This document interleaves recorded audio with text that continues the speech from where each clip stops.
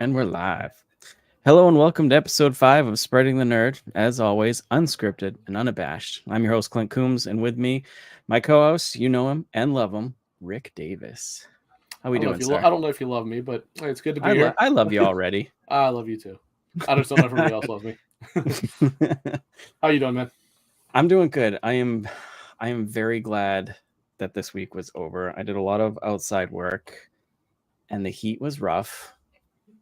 And I worked about half a day today, and it was brutal. It was brutal. I'm glad the week's over, and I would get home after working out in the heat and just be completely tired, and would play like an hour and a half of games and then go to bed. It was rough. Yeah. Looks like we already got some people in chat here. Silkenet, Ellery already joining us. And how was your week, sir? How was it? It was all right. It was all right. Good? It was not quite as hot here as it was up your neck of the woods, but only a couple degrees cooler. We were still in the 90s the whole time. Thankfully, as we've discussed, I don't have to deal with that crap. I was able to work in an office. But walking through the warehouse, because where I work, it's a warehouse. I just happen to have an office in said warehouse, so I am in climate control. I was like, yeah, I am going to do my best not to be out here any more than I absolutely have to. In terms of games, I actually haven't played too much recently. I dabbled a little bit on and off here for Shin Megami Tensei 5 Vengeance. I went to play it last night, but I just wasn't in the mood, so I kind of turned it off. And I've been playing a lot of Elden Ring, just trying to get it to click. It's not really working, but I'm trying. And then messed around a little bit today with Starfield again. That's about it. Nice. I've actually been pretty simple recently. Yeah, what game time I did have? I did beat Still Wakes the Deep this week. Thankfully, it only took me like 5.5 hours or so. Mm-hmm. It's a walking simulator. It's not really scary to me, but I play a lot of horror games, as you know, and you do too. But story was okay, but the atmosphere, they did an impeccable job with the atmosphere. Loved the atmosphere. Yeah, the previews or whatever. I'll probably jump into it because I don't mind walking simulators here and there. And actually, we were talking about it before. I was like, one of the, in my opinion, creepiest real life locations in real life is actually oil derricks. Oh, for sure. So I think actually that was a pretty smart setting for that. Yeah, and the it's kind of like, to me, it was The Thing on a oil rig, which was awesome to me because I love The Thing as well. Yeah, the Thing was a good game, actually. I liked that back in the day. Looking forward to that remaster. Oh my god, dude. I am so psyched for that. Night Dive Studios, when they announced that, I am so psyched. I tagged them. Of course, I didn't get any feedback or anything, but I was like, please release a collector's edition of this because I will throw money at you. I don't know if they typically do. Well, if they go through limited run, they'll do one. If they go, I think they've released a few things through limited run, and they do, but not to like Night Dive don't even typically do physical unless they deal with limited run. But that one I could see happening, except obviously you got some licensing issues. But limited run just last week or whatever in their E3 show did announce that they were doing a physical and collector's edition of the Dark Forces remaster that they did. So who knows?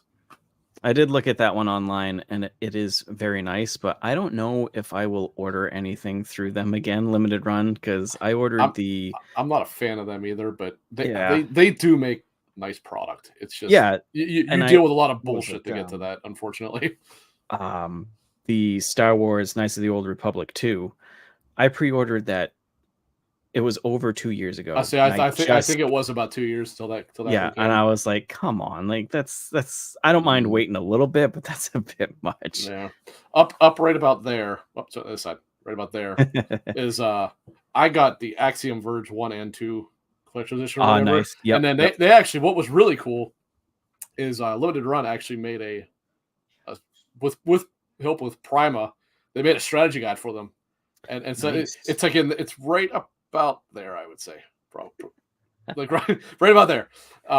You can't see it because it actually is. I mean, it's only like that thick, but But I was like, that's actually kind of cool. And I know that they kind of did the same thing with Nice Little Republic, is they made, if you got Yep. I think it was the 2-pack collector's edition, it had a strategy guide for the two of them together, which was interesting. Yeah, that's what I've got, and it is awesome. It just took a long time, so whatever.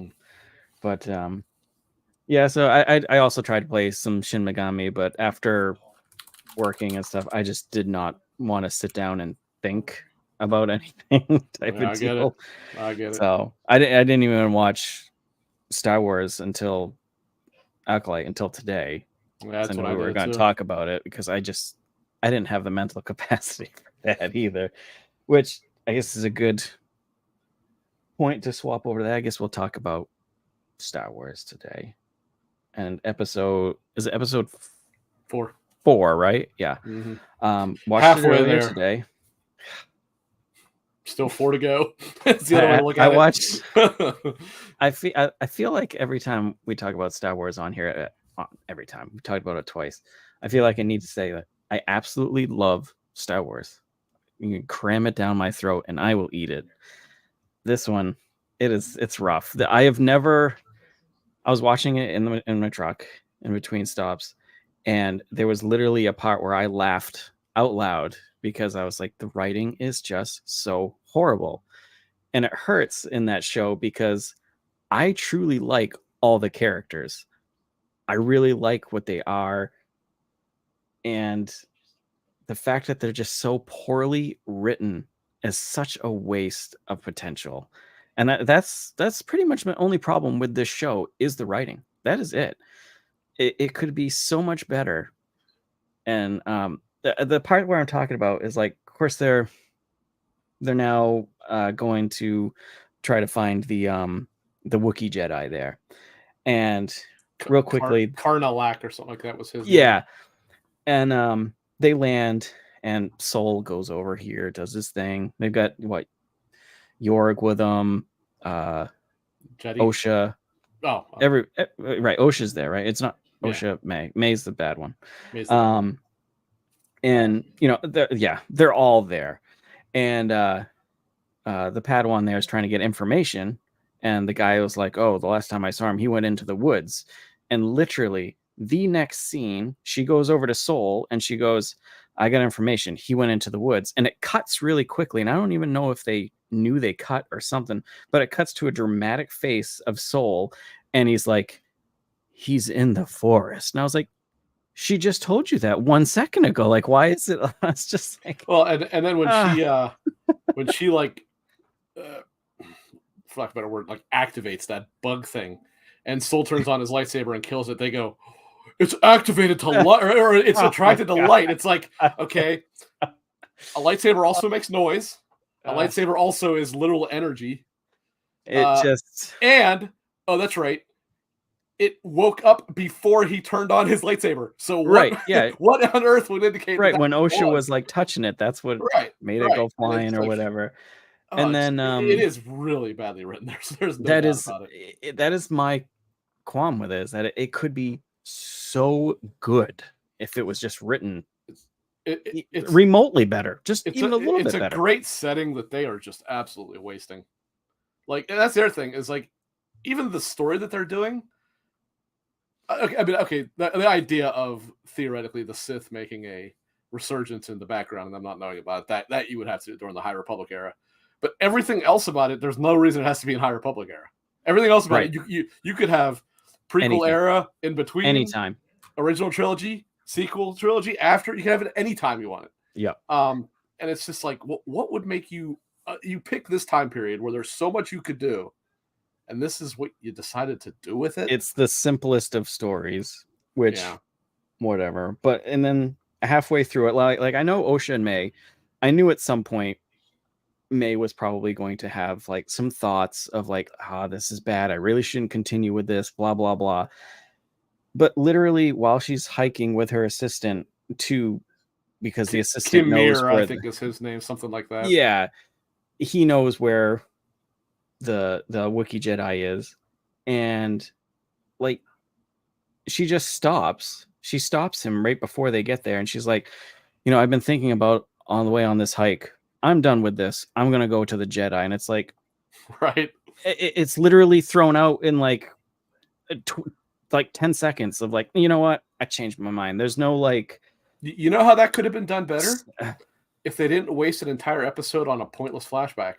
right. But they should have. You could have had 15 minutes of flashback and then had things happen and slowly have her start to change her mind, as well as, oh, I don't know, not have the Wookiee Jedi die off screen. That's a crazy thought too, right? It's so, I know it's 8 episodes, and I know the episodes are short. They're only like, what, 27 minutes? Sometimes they're a little like bit 40, longer. they're like are 40, they? But they're not. Maybe I was thinking something. I wonder what. I thought there was another one that was really short, but Tales of the Jedi and Tales of the Empire was about 20 minutes. Maybe that's what I'm thinking of. Yeah. But they just seem so rushed and pressed for time. They're like, we got to get this done. We got to get it out, and it's just. I don't want to harp on it. And even on top of that, like we just said, they waste the time that they're using, and that's the problem. It's like, okay, obviously you set these weird time constraints for yourself, but at the same time, then you completely squander the time that you have by making little jokes about this stupid dog thing that they were going to follow.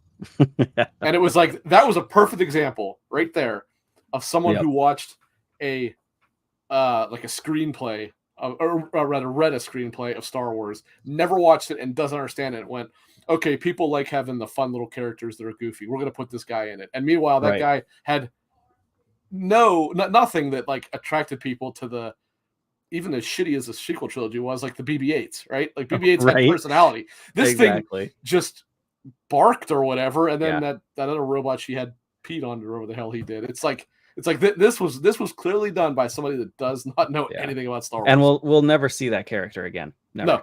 Nope. And the ending was cool. The last like 10 seconds was cool because the Sith comes out and we get the red saber and the force push there or whatever, but that was it. I wasn't a fan. How much you want to bet episode 5 picks up like 2 days later, so we never see anything happen? Someone's gonna wake up from a coma. Yeah, that's what's gonna happen. Oh my god! And then so instead of showing what happened, they'll tell you what happened. Yeah, because you really gotta tighten the special effects with that minuscule $180 million budget. You really got to be careful there. You don't have a lot to work with. I want it to get better. I don't see it getting better because the writing is just atrocious. Oh, it's awful. It's some of the worst writing I've ever seen. Like I said when I started, it sucks because I really like these characters, and if they were fleshed out just a little bit more, they could be really, really popular characters. Soul is saving it for me. I wouldn't say saving it, but he's not saving it, but he's like, although he really didn't diamond in the rough or whatever. He didn't even have a lot of screen time in this episode. No, he was really only on it for maybe 10 minutes total. Yeah, but I mean, it was a drastic improvement over the third episode, which, like I said, I wasn't even being hyperbolic when I said that was the worst. That was the worst Star Wars content I've ever watched. I'm not being remotely hyperbolic. I truly believe it is. Like, as much as everyone hates Jar Jar, give me hours of Jar Jar over what we had to watch. I would take an 8-season episode of hour-long content of Jar Jar visiting people's houses over that one 40-minute episode. Yeah. It's just rough. But anyways, I hope it gets better. I did wash my palate a little bit by watching, well, earlier in the week, the new House of Dragons episode, which was fantastic. But do you watch House of Dragon or Game of Thrones or anything like that? No, I watched Game of Thrones up through, I think I watched all through the 7th season. Ugh. And I just kind of lost interest. Like, I really like. And everybody hates the last, and if I'm not mistaken, I think people did hate the 7th season as well. Yeah. I genuinely didn't really like it after like the 4th. It should have stopped at the 6th. I wish it had stopped at the 6th. when that's spoilers for Game of Thrones. When Tyrion kills Tywin, the show really goes downhill after that. Yeah. Like, I mean, I understand that's what's going to happen, but right. From damn near day one, I thought Daenerys was a shit character. I really could not understand the obsession with her. I thought she sucked. I like Emilia Clarke, so it wasn't her. I just didn't like the character. Jon Snow was relatively interesting, but Jon Snow. the characters that everybody was obsessed with, like that stupid Lyanna Mormont, that character was horrible. She was terrible. I can't remember. It was Bella Ramsey. Oh, that character was awful, and everyone thought she was so great. Yeah. So I mean, I won't lie. Like there is some, I do have some minor interest in this, but I also never read the books, so like I don't know jack shit about the Targaryens' history and stuff like that. Books are pretty good, but man, a lot to take in. Yeah, there's so much about families and I just don't know if I care about any of that. It's rough. And yeah, not to keep going on about it, but yeah, I have never seen a series completely destroyed because of one season. Like I've tried to rewatch Game of Thrones and I can't because I've watched season 8. Also, actually, I will say, I watched parts of season 8. I think there was like 2 episodes I didn't watch, but I've seen pieces of them. I saw how it ends, and I was like, I told all you idiots this is exactly what was going to happen, and you were all like, no, she's good. You know, the person that threw anybody that disagreed with her in front of dragons to get burned. She was totally cool. She was going to be fine. You know, but so I know how it ends. I think I did watch the last episode actually, but there was like the stuff with Brienne of Tarth. I was like, this is awful. That's just another terrible character. Like I know there was an episode that dealt with her, and I think it was the last season. I watched like half of that. I'm like, yeah, no thanks. This is stupid. But I do know I know generally what happens. Yeah. And again, like the time period of the this is what about 100 years before whatever the war is called. I can't remember. I can't remember how many years it's set, but it's based on the prequel book that he wrote, right? Yeah. Okay, that's what I thought. I am definitely enjoying it. I really liked the first season. Second season's off to us. It's been well received from what I've seen, so you're not alone. It's just not something that interests me all that much. Let's I'm trying to find out a list of Nintendo everything announced real quick. There, that one's I can ramble off to you what I was interested in because there wasn't a lot of it, but what I was interested in, I was quite interested in. I'll say that. And before we start this, now we are both not like fanboys of any console. I can't stand console war fanboys or any fanboys, honestly, for that matter. But man, the Nintendo fan base, if I had to go to war with anybody, I would want them on my side because they are just, there's no stopping them. and the love they have for the brand. Most of them, I don't think they even realize that that's what they are. It's just, it's true. Nintendo says, hey, here's Zelda, whatever. Yeah. You know, this is what you want. You're like, yes, sir. That's exactly what I wanted. Yes, sir. Now Zelda is what they wanted. I'm not disputing that, but yeah, and I watched a lot of reactions of the games that were showed, and people were just like breaking down, crying, which is great. I'm glad that there is that much love for the game they're interested in. But I'm like, man, I absolutely adore Final Fantasy VII, and when it got remade to a completely like new thing, basically, I was just like, this is amazing. But I was never like to move to tears or anything. But what's weird is that only seems to happen with Zelda. It doesn't seem to happen with anything else. Because I mentioned to you, I was like, I specifically remember when Twilight Princess, which ironically a lot of people didn't even like. Actually, I did, but a lot of people didn't. When they announced that after Wind Waker, which for all intents and purposes was a better game, actually. Wind Waker was awesome, and people were just stupid about it because they didn't like the cartoony style. Right. When Twilight Princess was announced, there were videos everywhere of people breaking down in tears, and it's like, guys, get a grip. And then seeing this again, at least in this case, it's something genuinely pretty different. I'll say that. It's not something genuinely different that I'm interested in, but it is different. I'll give them that. What is it? It's Zelda and Awakening. Oh, you mean the name? It's Whispering something, I thought was the name. Whispering Echoes or something. Hold on, I've got a list here, but Echoes of Wisdom. There we go. We're close. And it is the first time you get. It is the first time that you get to play at Zelda. When I saw it, canonically, it is not the first time you get to play as Zelda, but canonically, it is. True.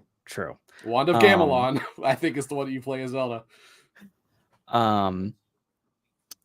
what was I gonna say? It looked at like looking at people's like reveals of like what they thought of it. A lot of people thought it was a Link to the Past remake or whatever, which is I originally actually I thought it like obviously at first you didn't know what it was, but right. when you saw it was Link, I actually thought it was a remake of the original because it basically like Yeah, it starts with like his final fight against that would be pretty cool. I guess it was Ganon at that time. It wasn't Ganondorf. Yeah. Like because it's in the same room. Although I don't remember Zelda actually being in that room, but maybe she was. I don't know. But that's what I thought. I was like, oh, they're actually remaking the original game. And then he falls down into that like abyss thingy, and I'm like, okay, I guess it's not. Yeah, it looks very A Link to the Past. I'm sure it'll sell bucket loads. I'm glad people are excited for that, and that is cool. They finally are letting you play as Zelda. Yeah, it's just the way that she plays like does not really interest me. But I know people are excited, so I am not gonna like I'm not gonna talk down on that. It's not just something for me. I don't think it's just weird seeing. It's like the Beatles almost kind of deal. The fan base is so hardcore, which is good that they like their game so much. But if you even remotely say anything negative, like find cover fast. A lot of people liked the showcase. It wasn't. It was all right for me. I gave it a B. I think the people saying it was awesome are crazy. To be perfectly honest, and when I saw anybody comparing it to the Xbox showcase, I'm like, okay, I'll give you one side of it, and that is surprise announcements, which we didn't really get from we didn't get too much from the Xbox showcase. But in terms of the quality of what was shown, I don't think it's even in the same ballpark. No, but everyone's got their own opinion. I just think that. But I'll give Nintendo this. They are going to have one hell of a final year of the Switch. I will give them all the credit in the world. They are going out with a hell of a bang. Yes, for sure. They really are not just like sunsetting that thing and letting it die. Like which Nintendo infamously does do. Yeah, usually once a new system comes out, it's see you later. Once it's announced, which technically it hasn't been, but it kind of has been because they have confirmed that it's going to be announced. It's going to be announced later this year. That's what they said. Yeah, like fiscal 2025 first fiscal month. I think it's the rumored release. Yeah, but release. I think that's the rumored release. Nintendo haven't announced the release. God. Although, if you remember, I believe the Switch was rumored forever. Nobody knew the name, obviously, but the idea of like one that goes from console to handheld and back and forth, that was rumored for some time. I believe Nintendo actually announced it in like December and then released it in February. Like it wasn't maybe it was more than that, but it really was not very long. It was a quick turnaround. I can't remember what it was, but it was like at most it was 6 months. Yeah. So I imagine being as that worked for them obviously quite well here with the huge success of the Switch. I expect they'll probably do something similar, and it's just I am not the biggest Nintendo fan. I'm the first to admit that, but it's like you found gold with what you did here. Don't ruin this. Number one, Nisa's in here. Oh my God! Sorry to interrupt you. That's all right. Like number one, it needs to be 100% backwards compatible with the entire Switch library. If there is even a single Switch game aside from Labo garbage that doesn't work, fucking Labo. Oh, yeah. But okay, I should say anything that doesn't have some kind of goofy accessory attachment, right? Yeah. Every single thing that doesn't have that needs to work on this, and that's important because when you have the user base that you have, you can't just throw them off a cliff, which again Nintendo infamously does. Although I do suspect that this will be because it would be suicide not to have Switch backwards compatibility with this. But also continue the trajectory that you got going on, right? Like make it a little bit more powerful. It doesn't need to be crazy, but at the very least make it like maybe PS5. It's probably not gonna be that much, but it needs to kind of keep pace a little better than the Switch did. That was really the Switch's only downfall was its just total being the weakest of the systems is fine. It was too weak though. Like even right out of the box, it really was too weak. That said, Nintendo's first party showed that if you know what you're doing, you can make it work. If you make a solid game, it just goes to show that graphics aren't everything. Well, which is very true. And they usually have pretty good graphics, but they go more with artistic design as opposed to technical design. And it's like, that works. Not everything has to look like Unreal Engine 5. Unreal Engine 5 is great, right?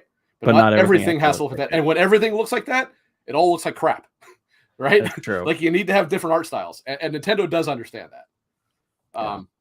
Plus, another thing, Microsoft needs to send every single member that develops Call of Duty and make them sit in hour-long seminars with Nintendo to teach them how to compress files. Because the fact that Zelda can be 10 gig and Call of Duty needs to be 250 tells you something is genuinely wrong there. Even I understand Call of Duty will be bigger because of 4K textures. It does not need to be that big. No, I don't know what their problem is over there. They don't know how to compress. That's the problem. Whereas the Nintendo are the best of the business at that, actually. Seriously. There wasn't too much. They announced, what was it, Mario and Luigi Brothership, which is like a light RPG that looked pretty decent.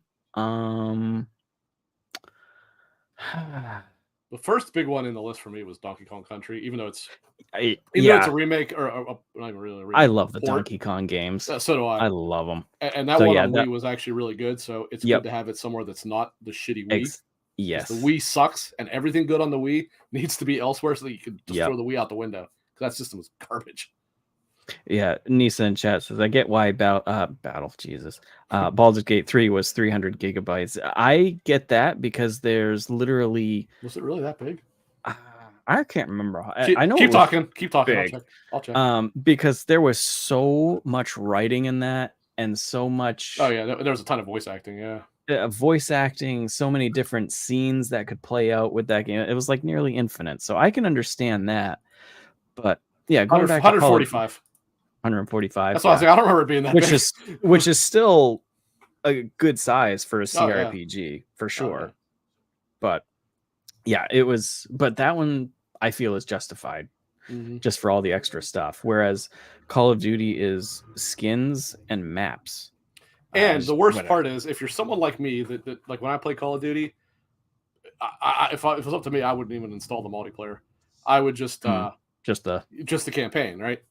You have to install the multiplayer, and then the campaign is an optional one. It's like, right, the campaign. Take the multiplayer and shove it up your ass. Let me just install the parts I want to install. Yeah, my camera is tilted a little bit. It's been drinking. Yeah, it's hot out, so let them go. That fish effect or whatever it is.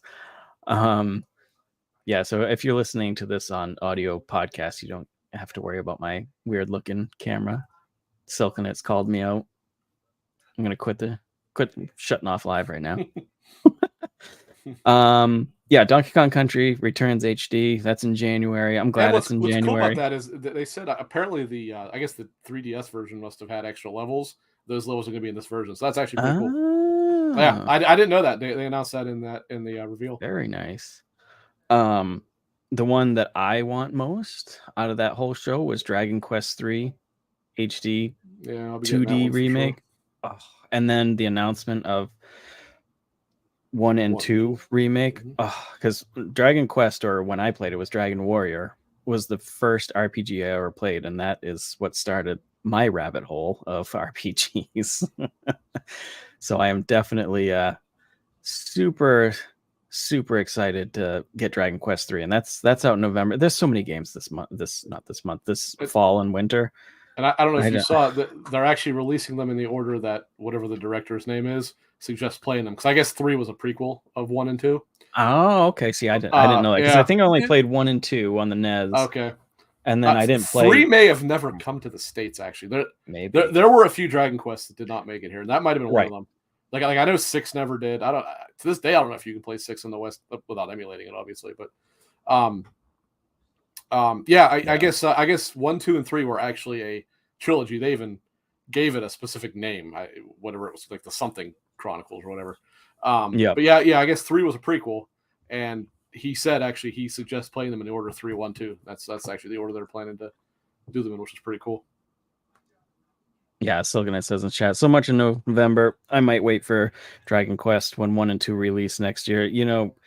That's not a bad idea. There's so much, dude. Something to bear in mind though, it's not as big of a deal now, but I know certainly you, Clint, and I believe Silkanet also is a physical guy, forever physical. something like this might not be the best idea to wait forever, because you never That's know. true. They might have a pretty limited run on these. I don't That mean might, that yeah. as the company, but limited run of production. But also, actually, that brings me to the other point I was going to ask. Did you happen to see the cover art to 3? That is amazing Yes. cover Oh, art. That is like, credit to whoever it's made that. That is an mhm. amazing cover. Yeah, that one and Avowed this year, Yeah, and that's yeah. that Dragon Quest 3 art is kind of looks like the old NES version art on the case there. Yeah, it looks hand drawn. It actually looks hand drawn, which is awesome. Yeah, I think was it Dragon Quest? I'm gonna look it up real quick here. I think I saw that there was a collector's edition for it, and it was like $200. For Dragon? Yeah, I collector's saw it for edition. something else. Oh, okay. Collector's edition is $200, right? And I was like, Mhm. well, it's Dragon Quest, and I love it, but it's literally like nothing. There's like it comes in a box and some like acrylic figurines that are super thin. I'm like, this is $200. Like, Oh yeah, that's awful expensive for what it's you get. not for. If it was a little bit more, sure, 200. No, I no can way. see 100 for that. I can't see any more. Oh than yeah, that. for 100, I'd grab it. 200, it's like no way, no way. What else is a Nintendo Direct? I know a lot of people were excited about the Capcom. Well, I don't actually. Whatever the fighting collection, whatever the hell they call it. Yeah, Capcom Fighting Collection. I had no interest in that myself, but when I heard people talk about it, that is actually kind of a big deal. Like, I didn't realize that Marvel vs. Capcom 2 was completely locked down at this point. Yep. And I think most people consider that to be the best of the series. Yeah, it's definitely a huge deal. So I know a lot of people are excited, but it's nothing for me. Yeah, it's not for me. I'm not a big fighting game. I am tempted just because I don't know. I'm just not a big fighting game guy, but Marvel vs. Capcom 2, I always did think looked pretty fun. It is weird they didn't put 3 in that collection. That you think that seems like it'd be a no-brainer, but I guess 3 is more readily available, so there's no reason to do so. But yeah, probably should have. What else do they have? Phantom Brave: The Lost Hero, tactical RPG. I kind of interested. I actually never played Phantom Brave. I remember when it came out. It's been a while, and I don't mind it. It's one of those I'll grab it on a sale maybe if it reviews well type of thing. It's kind of similar to what's that other RPG? Disgaea. It's kind of like Disgaea. Yeah. It's the same. I think a couple of the same characters cross over. I'm sure. Oh, really? Pretty sure. Yeah, I'm pretty sure. Anyways.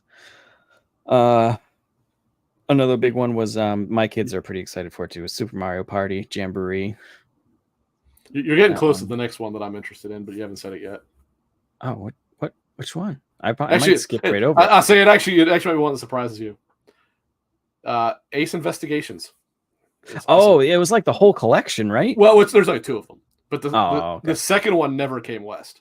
We got the original one, but we never got the second one. They never translated it. But I have all 3 collections on Switch, and I'm like, I was really hoping they would do this. That's awesome that they will. And I guess in like an interview with, again, I don't even know what the director's name of that is. He said, he's glad to see people are excited, and they figured they would be. But he's like, the way I see it, he's like, this series can basically go on forever. And I'm like, yeah, see, no objection here. I haven't played a single one of them. Haven't played a single one. I've always thought about it just because it's Capcom, and they are like Capcom, but they are like I'm not a big visual novel guy, but they are genuinely brilliantly written. It is downright hilarious at times. Like Phoenix is even though I have them, I never actually played the other ones. The second one you play is his. No, I'm sorry, not the second one. The Great Ace Attorney Chronicles, or what's called. You play as like his ancestor. I never played any of those. But he is genuinely like a hilarious character. I think it was a just Switch, or I thought that was coming to other consoles. That's coming everywhere. Too, right? That's coming everywhere, I think, yeah. So maybe I will. Maybe I'll and PC. Get into it's also coming to PC. Maybe I'll finally get into it. I see that as that, like, if I was to get that personally, that would definitely be either a Switch or a PC game to play on the Steam Deck, because that's 100% like a perfect game. Yeah. In my opinion. I mean, if someone wants to play on PS5, I get it, but There was another game, Mio Memories. It was kind of like a Metroidvania type of Yes, game. that did look cool. That That one looks did look pretty cool. I mean, yeah. What was the other one? The Fantasian, which that one is which coming everywhere as well. Yeah, and you would let me know that it was originally the Apple Arcade Squaresoft game. For 2 or 3 years, I think. Yeah, it's been a while. It, I believe, was the game that Apple launched Apple Arcade with. Yep. And I was so mad because I wanted to play it, and it was Apple only, and I ain't touching Apple. What's very cool about that game for people that don't know, first of all, here's the most important part of it. It's made by Mistwalker, which is Hironobu Sakaguchi, the creator of Final Fantasy, and the music is by Nobuo Uematsu, who is most well known as, up until partway through 10, he was the composer of all the music in Final Fantasy. I mean, he's probably, gaming wise, he might be the most legendary composer in gaming history. For me, yeah. He's just amazing. Yeah. But that also, what's really cool is everything has a very unique look to it, because when they built this, I don't know exactly how this works because I've never played it myself, but I looked into it. All the, like, I don't know if it'd be towns or screens, like I don't know exactly how it functions, but they built them all in dioramas before they actually modeled them in the game. So they have this very unique look to them. And like, if you look online, there's actually, you can see pictures of, like, I saw like one of the houses or whatever that they actually built physically before they designed it. So it actually lends it a very interesting and different look compared to what you typically see when they're modeling it in 3D or even sprites or whatever. It's actually kind of cool. So it kind of looks like you're running around on like a little playboard in front of you. You know what I mean? I think that was pretty much it for me on that one. I think it was pretty much. You missed the most important game they showed. They showed Metroid Prime 4. Oh shit! Yeah, Jesus. Yeah, that's that was part of the star of the show. Yeah, because that was right at the end, wasn't it? It was their closing game, yeah.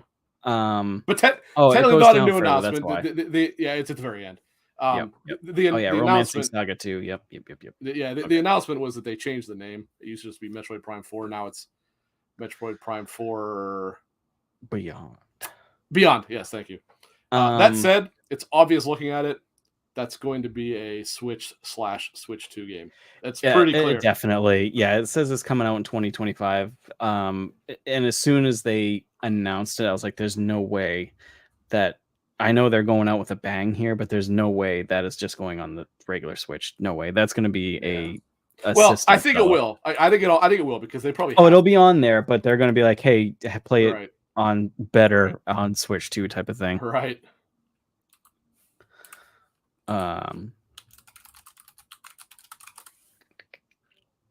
Do you have that link for Ellery? That's what I'm getting it right now. I think they're looking for.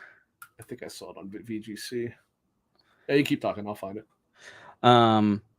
Yeah. So that was a huge show. People were super excited about that. I haven't played a Metroid game. Honestly, I haven't even played any of the like first person ones. I haven't played a Metroid since the SNES. I think it's been a hot minute. I love Metroid Prime. I like almost all Metroids. There's a couple that weren't very good. I didn't really like Dread all that much. It wasn't bad, but it wasn't great. And I really didn't like that shitty Team Tecmo one that was on the Wii. But Metroid Prime 1, 2, and 3 were all amazing.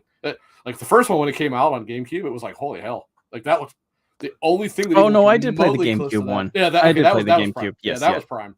And then they actually last year they released a remaster of it on Switch. That's which was very good. They did a really good job with that. They made it look good, and they gave it a whole new control scheme, so it actually controls like a proper first-person shooter.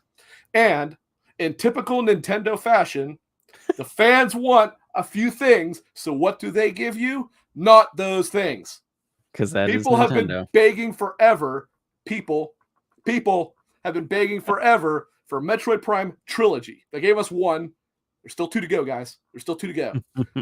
We want Mario Galaxy 2 on Switch. We got the first, but not the second. And then perhaps the biggest of the bunch. And the fact that everybody, including myself, was sure this was going to be there, and it wasn't. Why in God's name is Twilight Princess HD and Wind Waker HD still stuck on the Wii U and not but I don't. that You is think that would that be is such an free easy money. transfer? That is Yep. free money. Nintendo is like, nah, you know what? We don't want it. We're okay. We don't want that. Yep. That's the emergency fund. Like, oh, we need money. We'll just launch this real quick here. Instead, they'll charge $60 for Skyward Sword, which nobody on Earth ever asked for another version of that because that game was awful. But Ugh. let's bring that one back. Don't bring back the two people like. Yeah, so Metroid Prime 4. Romancing Saga. I'm not really a Romancing Saga series fan. However, the second one was pretty damn solid. And that's freaking come out in October, like everything else. Yeah, I've never been too big on those myself. Yeah, like I said, they're all right. The two was good, so I'm glad that's the one they're remaking. Yeah. I found the article, but it doesn't have the diorama pictures. But did you see the trailer for it, Ellery, the actual game? I know that's in here. I can definitely grab that.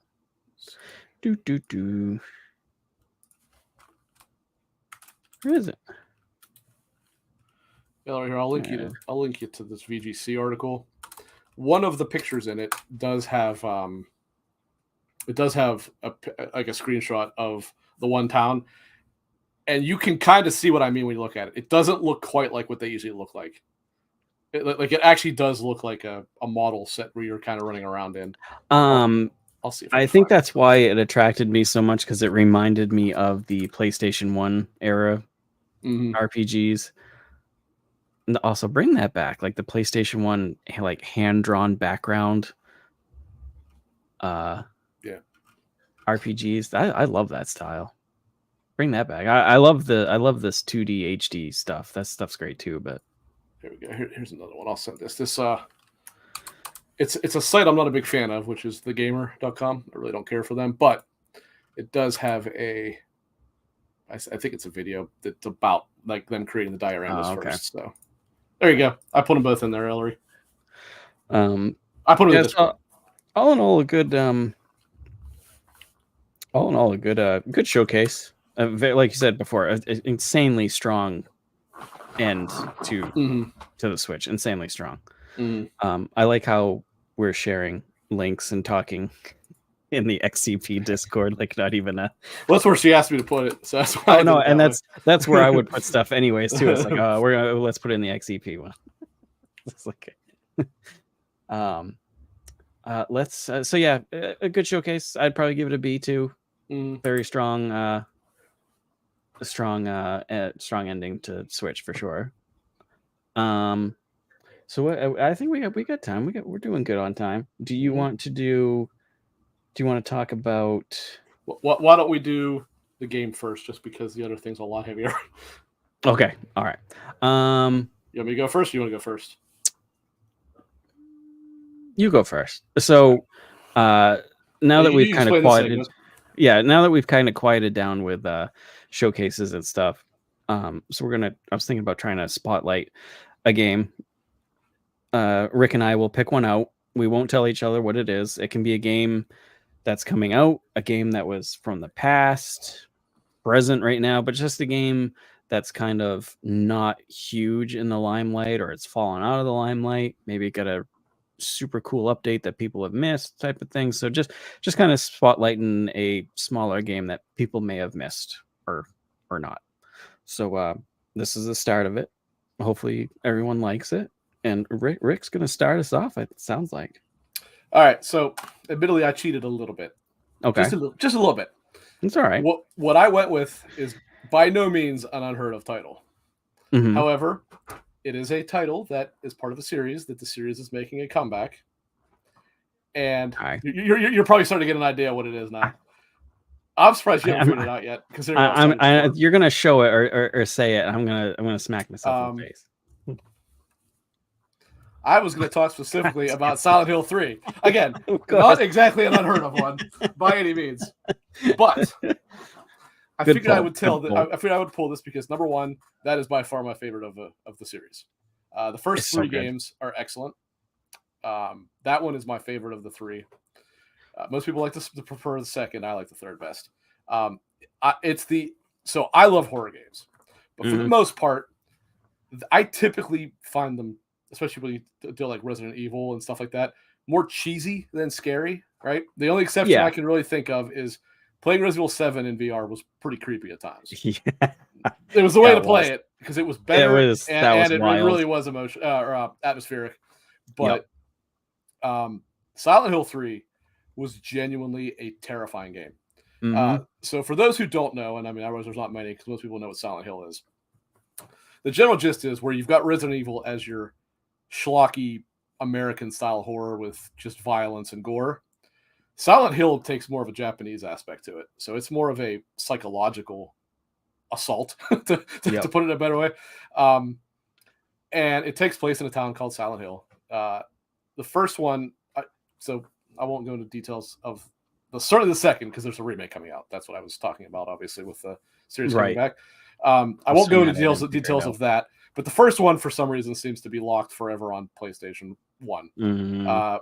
So I'll give a very quick synopsis because it is relevant to the third one. For those who have played through the third one, know what I'm talking about. I won't spoil it by any means, but the general gist in the first one is you're a guy named Harry Mason.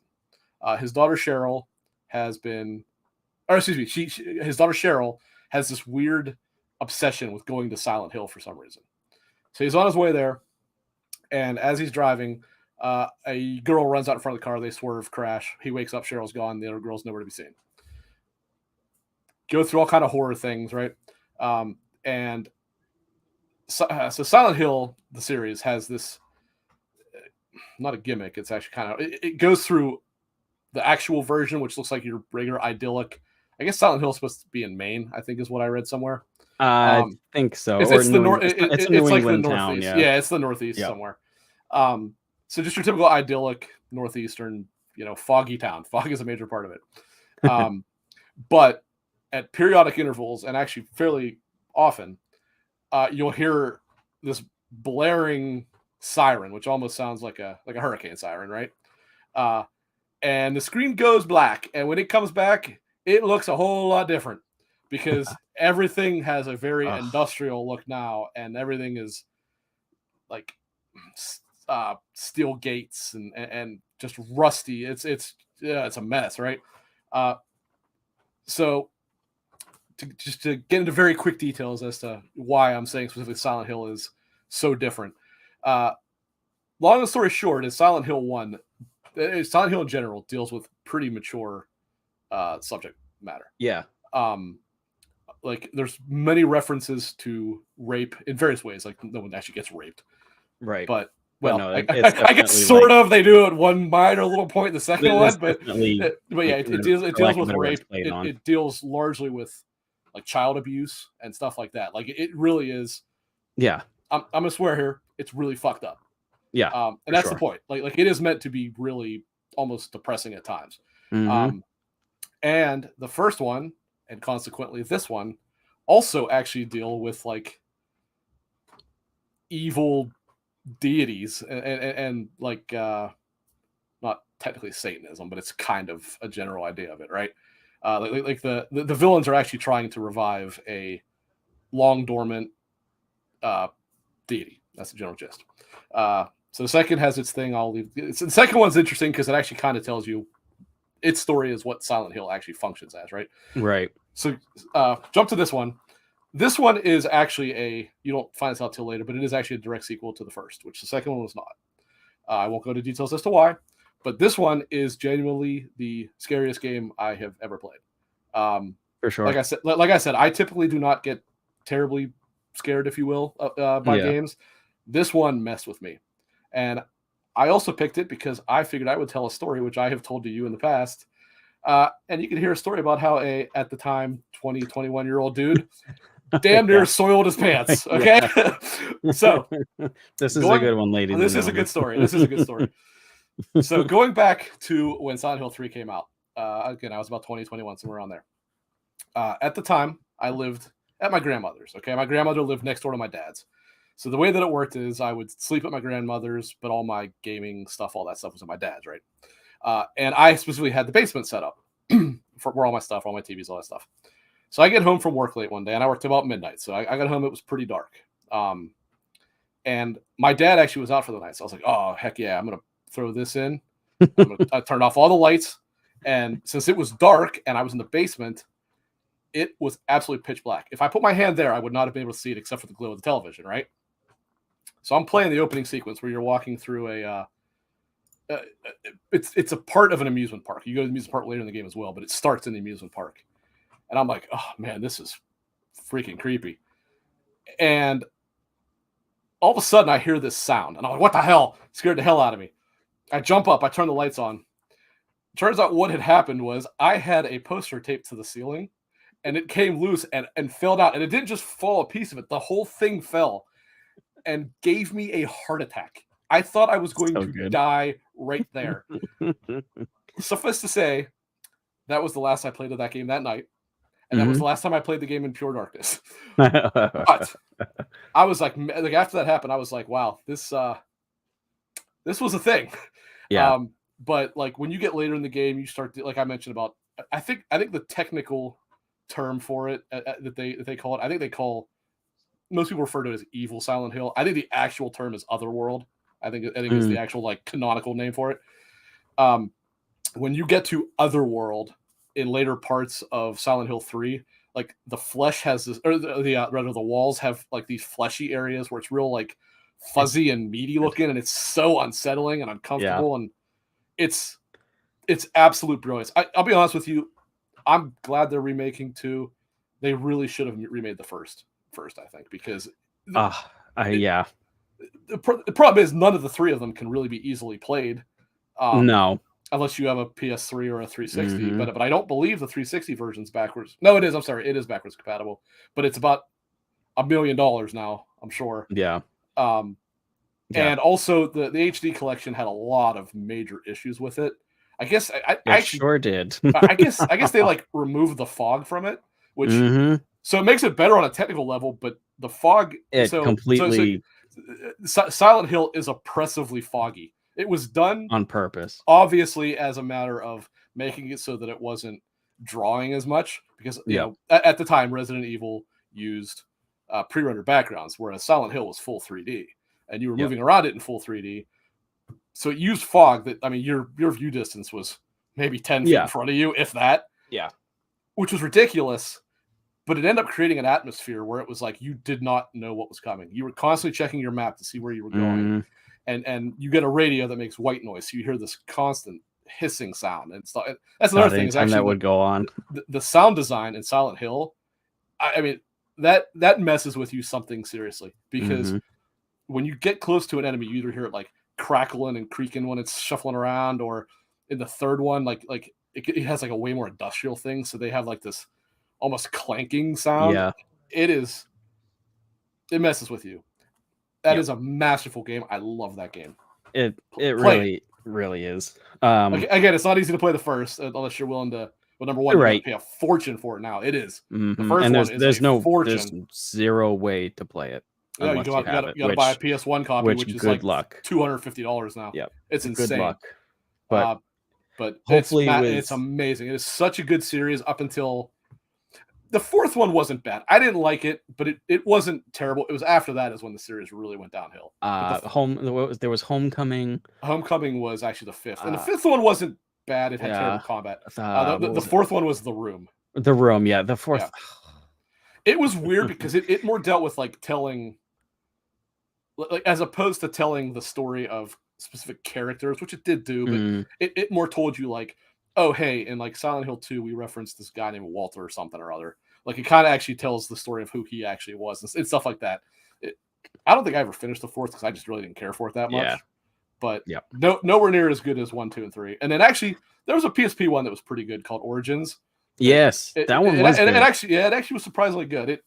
It was a prequel to the first, and there's a character that's majorly important named Alessa, who was, I mentioned about child abuse, and I didn't mention this, but a person being immolated alive and stuff like that. Alessa is that person, and you play as a truck driver that I guess was driving through Silent Hill at the time, and he was actually the one that pulled her out of the burning house. Solid choice.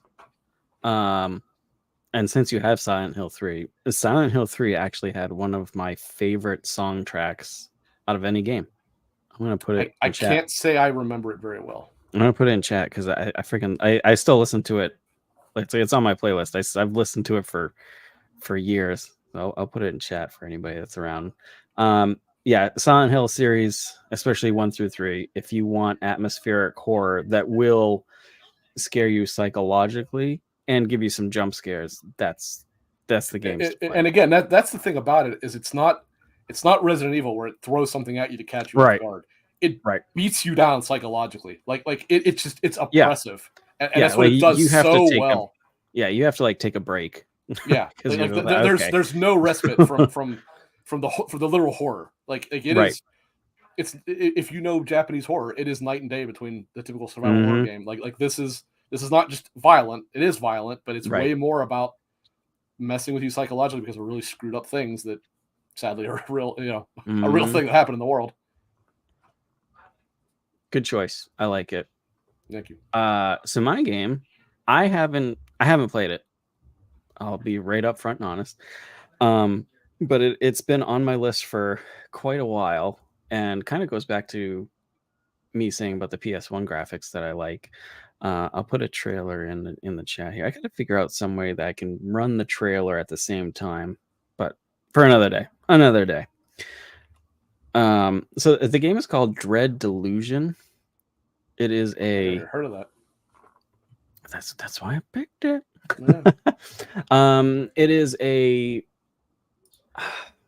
picture Morrowind or an Elder Scrolls game set in PS1 graphics with a very, very heavy good luck, hope you can find what you quests stuff type of thing. It's very doesn't hold your hand at all.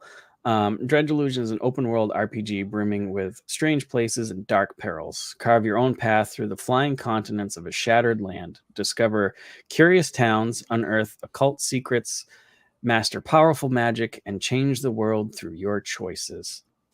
Done by a developer called Lovely Hell Place. I'd never heard of them before. Apparently, they've done a few other ones. I went to their website today. Apparently, they do comics and stuff too, which is pretty cool. But yeah, it looks very much like an old Elder Scrolls game, but with like PS1 style graphics. Yeah, I guess it's a very large world, all handcrafted. What was it looking for? I had it down here. Build your own character to face challenges the way you want. There's always an alternative to combat. You can charm NPCs, pick locks, harness forbidden knowledge, and more. Explore a world of unique characters, creatures, challenges, and treasure. Smithing and alchemy to upgrade equipment. It says inspired by classic RPGs of 2000s, which you can clearly tell. So yeah, it's kind of like it's just like a retro Skyrim, Morrowind type of game. I love Morrowind and like Oblivion and stuff, so this looked pretty interesting to me, especially the fact that I was watching a few video reviews of it, and they're like, it's very hard. Like they don't like you get set in the world, and that's it. Like you have to find characters on your own. There's no like waypoint. You get a compass. You need to figure out which is north, south. There's no like easy compass at the top of the screen type of thing. That is very Morrowind-esque. Yeah, because Morrowind came out before that became a thing. So right. Yep. And Morrowind was also very, very difficult, actually. Yeah. At first, at least. I don't remember later, but yeah, once you leveled up some stuff. Yeah. But man, yeah, I won't go into Morrowind because I'm talking about this. But yeah, I loved Morrowind. Yeah, so that was my spot. I haven't played it yet, but I felt like it's currently sitting on Steam with a very positive review. Looks like about 2,000 reviews, which in the grand scheme of things isn't too much. $20, but looks pretty good. I definitely want to play it at some point. It just came out in May. An official selection of a showcase I've never heard of, Ludo Narracon. Never heard of it. I assume it's reference to Ludo Narrative, or Isn't that the term? Where it's I like think so. where it's I'm like gonna have to look it up. your actions on screen don't necessarily equate to what's happening in the story. Mm, Like you think Nathan Drake in Uncharted, where he's like, I don't want to kill right, anybody. Meanwhile, you're a mass right, murderer by the end of the right. game. Yeah, so that's mine. I definitely want to try it at some point, just because. But I thought I'd throw it out there because I know there's a lot of people that like, Skyrim, Elder Scrolls type of games, and if you like retro games, this is kind of like an all-in-one type of thing. Yeah, that did look pretty cool. Yeah, I it looks watched pretty that trailer. nifty. Mm-hmm. But yeah, that's mine. Good Nothing choice. nothing too fancy. Looks interesting. Yeah, I'll try it at some point when there's not 500 games to play. Wow.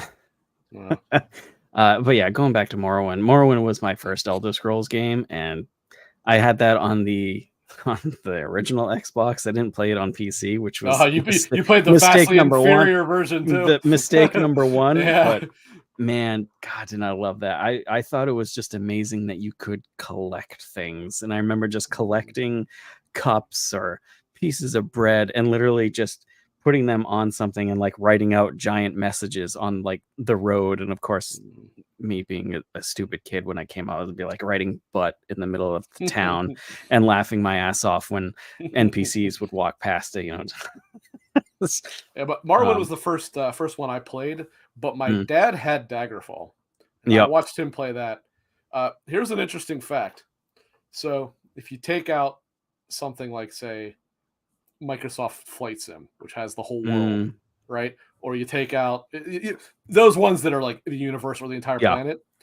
I believe to this day, Daggerfall might be the largest open world. I think it's still to this day the number one. It is a 1-to-1 scale of, I believe it's Vardenfell and part of Hammerfall, if I'm not mistaken.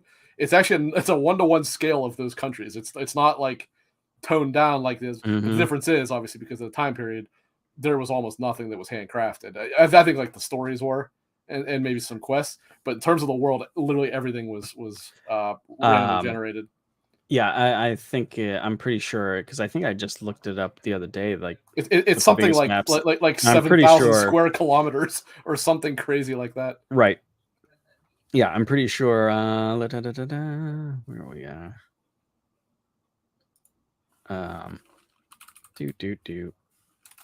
Or yeah, like No Man's Sky, but of course that's like planets and blah blah blah. 209,331 square kilometers is it's the approximate map size. It's so big. So Daggerfall is a game world roughly the size of Great Britain, and that game came out in 94. It's like 94, 95, yeah, and on PC. So like, I bet you it didn't take up.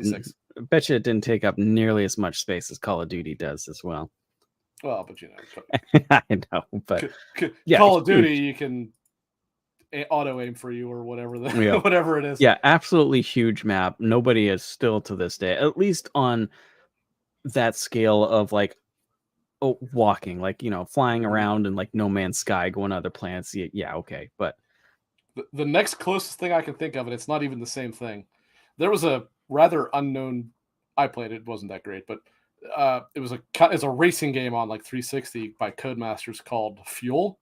That it had. I think it had a maybe 100 square kilometer map. Like, yeah, I think it was 20 by 5 grid, and each block was. I forgot about that game. It was a cool idea that just wasn't very good, unfortunately. But I played a good portion of it, but yeah, it that was by Asobo Studios. Oh shit! Huh. I didn't know that actually. Yeah, interesting. Asobo's good, man. Yep. Asobo is one of the more underappreciated developers in the industry. Like you look since that's a since at least the first Plague Tale, like they have pumped out like 5 really really good games. Yeah, really have. Should we do the collector thing? Yeah, why don't you go first because mine's kind of heavy. All right, so I've got a bunch of collections, statues, somewhat rare things and stuff, but this one, it's really nothing. It's nothing in the grand scheme of things, but there's not many of them, and I'm very happy to have it. And when we were talking about GameStop and Discord, or at the XEP Discord, and I can't stand GameStop, but I ran to my GameStop when this came out because only a certain amount came out mistakenly. So I have a copy of I have that. Yep. Resident Evil Revelations. I have that on the 3DS. I'm sure you do.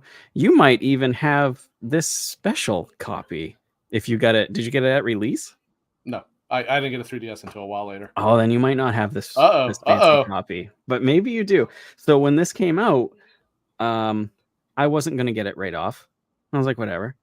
I'll get it at some point because I like Resident Evil, but not when it came out. But thankfully, I read a article, or somebody had posted on like Reddit or something, that like, hey, if you have Resident Evil Revelations on the 3DS, look on the spine. And apparently the very first like batch that came out, it's just something simple, but they misspelled. I probably won't show up. They misspelled Revelations. Yeah, actually, I think mine does have that. I think I bought it used, but I think I did notice that it was misspelled.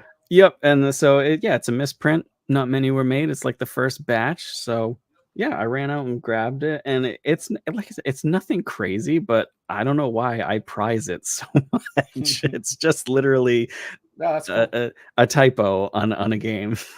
That was a fun game too. The only problem was you had to play it on the 3DS. I'm not trying to throw hate at it, but that thing was just massively uncomfortable to use. Yeah, I would. You can get them on. It goes on. It's on. They swapped it over to console, and you can get it on sale over there. And I definitely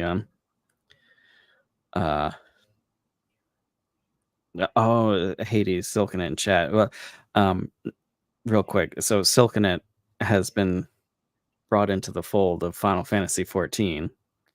I was wondering what the hell that meant.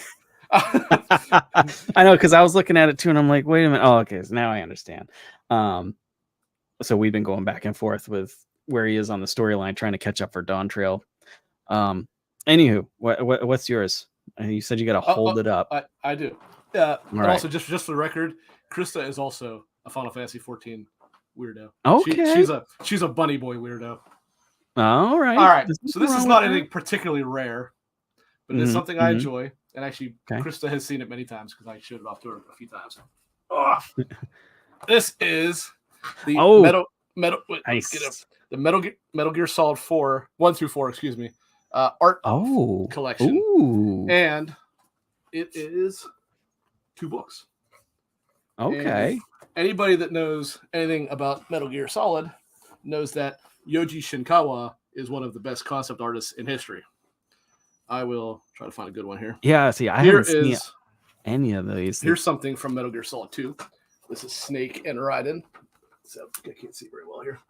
Oh, that's awesome. Yoji Shinkawa has a very distinct art style where it's very... That's awesome. It's very almost watercolorist, hand-drawn line.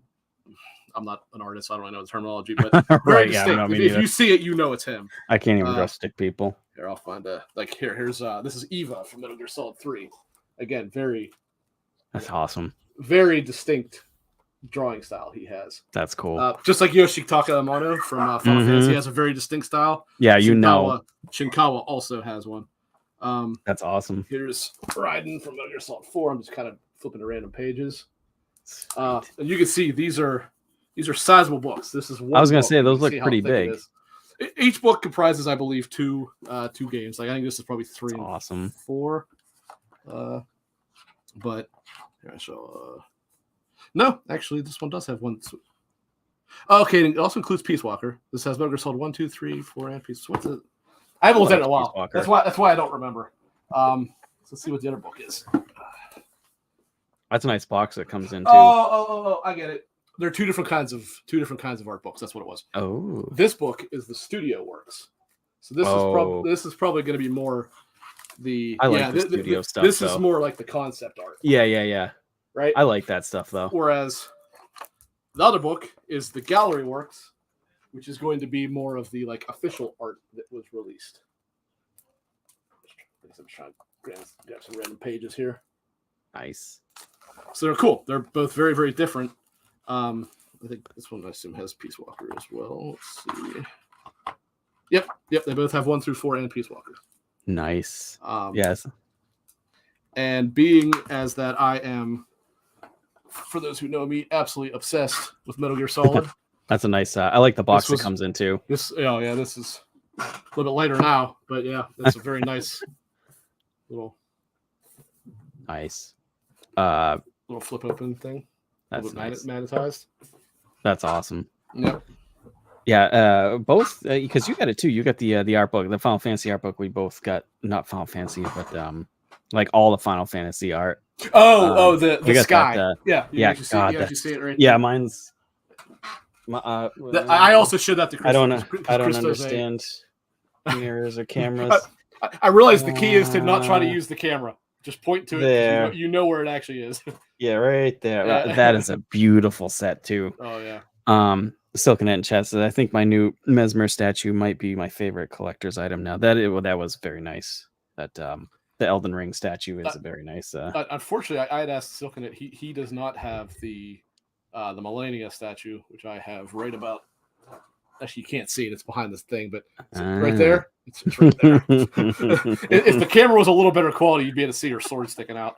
But I wanted to see the Mesmer beside Millennia to see how they compare in size with that, but he does not have that one, unfortunately. Now, the Millennia did not come in the really expensive Elden Ring Collector's Edition either. It came in there was 4 different versions of the original of Elden Ring. There was the regular, then I think there was a deluxe, then there was this one, which was I think 130.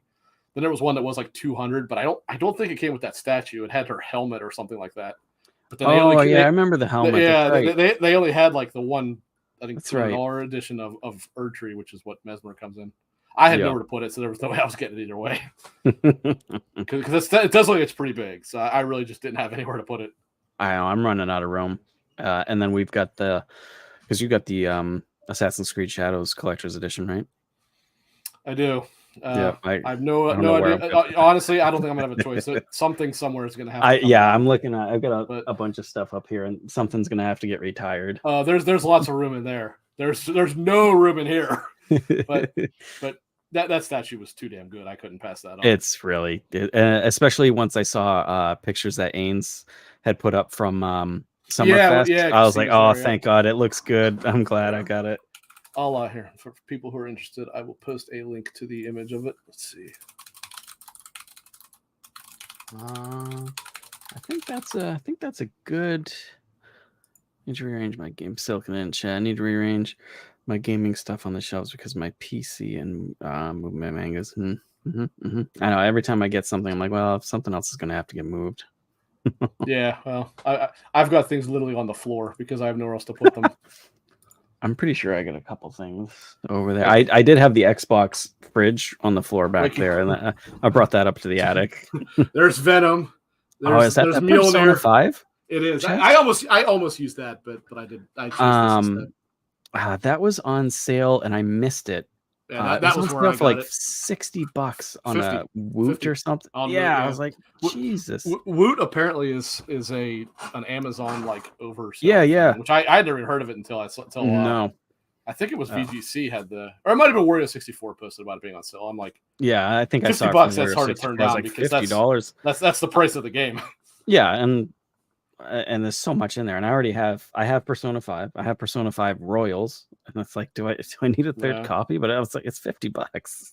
Then the infuriating part was on if you owned whichever version of Persona 5, you did not get an upgrade to the PS5. There really was no difference. It didn't matter. But yeah, I should throw it in and see if no, it doesn't. I'll say see if it auto pops the platinum because I actually have the platinum for that game. But I don't think it does. Oh, you do have the platinum for that? I do. Damn. I don't get a lot of platinums, but I got that one. I think I have 5 platinums. And I don't play too much on the PS5, right. but even then on the Xbox, I've only got a handful of fully on Xbox. I actually think I only have 2. I don't have too many there. I had the original Mass Effect, which I think I lost because Xbox doesn't do PlayStation. When you have the platinum, whether they add new trophies or not. Right. Whereas on Xbox, it only counts your percentage. and they added whatever that station was. I forget the name of it. I never got that. So I ended up losing that. But I did have the original Alan Wake, but I didn't ever get it. Actually, I might have had it for the first DLC for that as well. I don't remember what they were called, but for the original game, I don't think I ever got it for the second one because it requires going through it in one go without dying or whatever. And I was I got to like the last fight and it glitched on me or something like that, and I was like, oh, screw you, I'm not doing this again. Yeah, no. But I have maybe 30 on PS5, but that goes back to PS3. That's a good amount. So it's real trophy chasers having the hundreds. I'm nowhere near that, but I will say something I wanted to say. I haven't quite got there yet, but I am close to a landmark achievement score on Xbox. Ooh. What are you at? I want to say about 100. I gotta look. I'm about 100 points below 100,000. Really? Actually, thinking about it, I got two achievements in Avatar the other day, but it probably wasn't quite enough. So I'm probably pretty close. Interesting. I think I'm only at like 80,000 something. I think. Well, I'll be honest. With as long as I've had Xbox, and because I've had an Xbox since day one on 360. It's actually pretty sad. That's all the higher I am. Well, same for me. I've had it since the 360 as well, but I'm not really an achievement chaser, really. I'm not either, and I really typically don't even bother that much when it comes to Xboxes. I am 91 gamer score away from it. I have 99,909 right now. So really, one or two good achievements would probably do it. Yeah.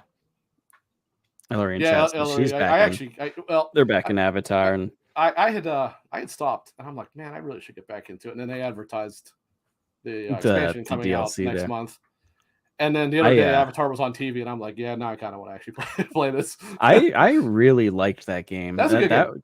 It really drew me in, and I'm sure it looks great on console, but on PC, my God, that is one of the best looking games. I'm sure it looks. It looks good on console. I'm sure it looks 1,000 times better on PC. It is crazy good.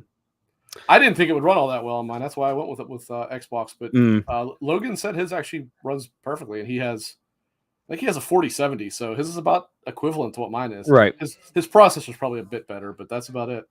Yeah. Well, on that note, I think it's everybody's favorite time. It's the one thing I do want to say to anybody watching, listening, whatever. Let us know what you think of those segments. If you want us to continue doing them or not. They were new ideas. We thought we'd try them. See what people thought. Ellery said that she likes this. I know she said she liked the game one, but I haven't seen anybody comment on the collectibles thing. Let us know if you like that or if it was kind of. I got some random collectibles. Not to keep it going, but like I told you in text, there was a fingernail clipper that said Final Fantasy 14 on it, and there was multiple variations of like classes and stuff, and I was like, I kind of want these. it's terrible, but hey, I get it, man. So yeah, well, I mean, maybe not every week do collectibles. Maybe swap it off with something else or something. I'm sure we would run out of collectibles pretty fast if we did that every week. Yeah, we're not that. We're not that. I mean, we're not Ainsley Bowden here. Right. With our $49 million basement. For those who don't know, go check out his Season Gaming. Check it out. Check out his unboxings because he gets the really high end statues, the ones that are like $1,500, and he has a ton of them. And you look at it, it's just like, man, that stuff is really nice. Yeah, he posted one, or we were talking about one the other day that would cost like $3,000 or something like that. What the hell was it? His most recent one was another Elden Ring one, I think. I don't remember. Maybe that's what it was. The one that he has like a life size or something that I thought I saw. Was crazy. He has a couple because he's a big Halo guy. He has a couple gorgeous Master Chief ones. He has an awesome Aloy from Horizon Zero Dawn. It's not Forbidden West. It's from the first one. Yeah. He got a Nathan Drake one recently, which is super cool. My favorite that he has, and it's actually the first because he does like a review of them for those who don't know. He got for those who have played Dark Souls 3. Pontiff Sullivan. He was a pretty tough boss, but actually a very cool design. He kind of looks like a pope and carries like this tall pope. He carries two swords. One's like a flaming one, and one's like I don't remember what the other one is, but it's like dark or something like that, right? there was 2 versions of that statue, and Ains being what Ains is, he got the deluxe version, which has Pontiff Sullivan himself, and then the deluxe version has halfway through the fight, he summons like I guess you would call like a spirit version of himself. It has that too.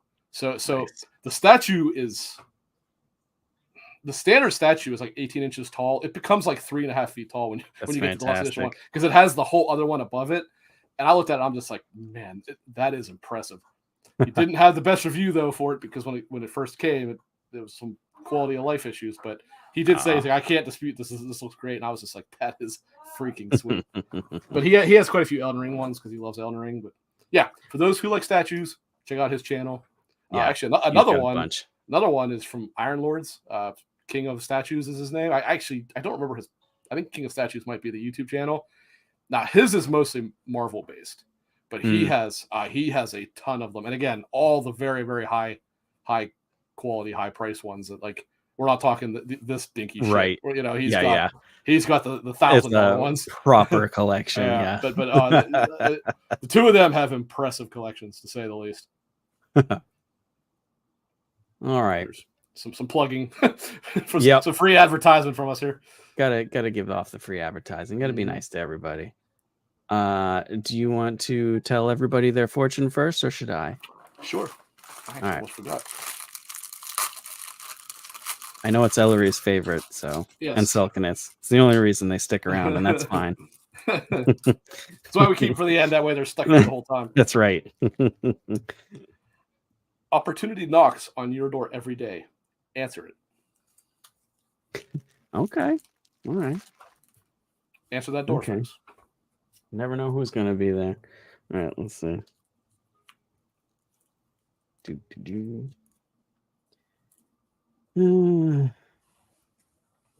I always have it on the wrong side. All right.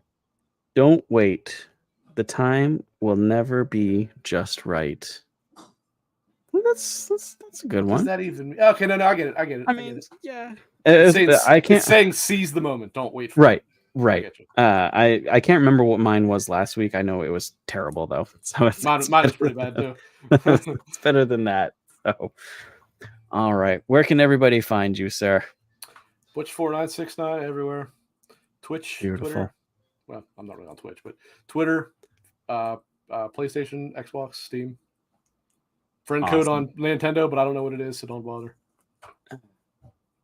Yeah, I'm not even going to get into it. End of the show. Nintendo, fix your online. Yeah. Anyway, that's it for us, folks. Thank you so much for everybody joining us and listening. Have a great one. We'll catch you next week. See you later, everybody. See you guys.